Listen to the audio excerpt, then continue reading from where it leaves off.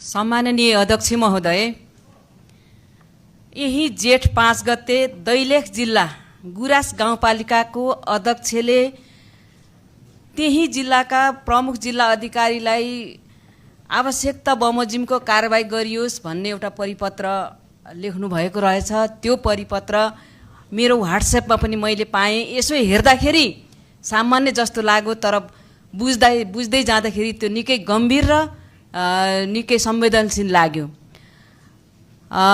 त्यही जिल्लाका गुराँस गाउँपालिकामा जुन राउटेहरूले स्थायी रूपमा बसोबास गर्दै आएका थिए राउटे समुदायले, र उनीहरू अस्थायीको रूपमा त्यहाँका आफ्ना आसपासका नजिकको जिल्लाहरूमा घुमन्त जीवन बिताउने गर्थे र उनीहरू त्यही सन्दर्भमा चाहिँ जुन मोरङ जिल्ला मेरो आफ्नै प्रदेश मोरङ जिल्लामा चाहिँ त्यहाँ चाहिँ राउटे समुदायको चाहिँ के अरे उत्सव हुँदैछ, महोत्सव हुँदैछ भनेर एउटा नेसेलुङ पर्यटन संस्थाले उनीहरूलाई चाहिँ त्यहाँका स्थानीय कसैसँग पनि समन्वय नगरी त्यहाँका मुख्य राउटे समुदायका अगुवाई गर्ने नेतृत्व गर्ने मुखिया भनिँदो रहेछ, ती मुखियालाई पनि संलग्न नगरिकन उहाँहरूले बाँकेर बर्दियामा लाने भनेर गाडी चढाएर ढाँटेर लगे।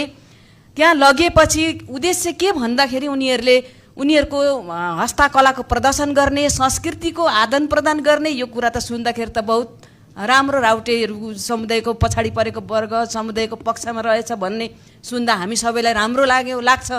तर त्यो उद्देश्य अनुसार त्यहाँ गरिएन। त्यहाँ के गरियो भन्दाखेरि त्यहाँ जुन मिक्लाजुङ गाउँपालिकामा त्यहाँ राखियो र उनीहरूलाई चाहिँ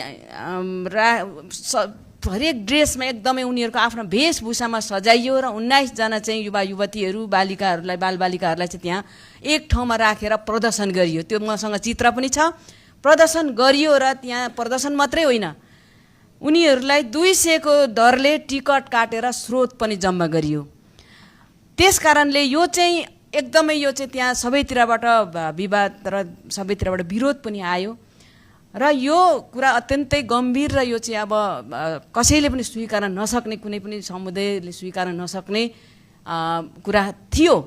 त्यही कारणले म के आग्रह गर्न चाहन्छु भने सम्माननीय अध्यक्षज्यू, उनीहरू जस्तोसुकै होस्, उनीहरू मान्छे हुन्, उनीहरू प्रदर्शनको कुनै साधन होइन र कुनै पनि समुदाय चाहे त्यो धेरै होस् चाहे थोरै सङ्ख्यामा होस्, चाहे उनीहरू शक्तिशाली होस् चाहे विपन्न होस्, हरेक समुदायको आफ्नो धर्म संस्कृति परम्परा संस्कार सबै हुन्छ र ती संस्कार संस्कृतिहरूलाई कसैले पनि बेच्न पाइँदैन र कसैले पनि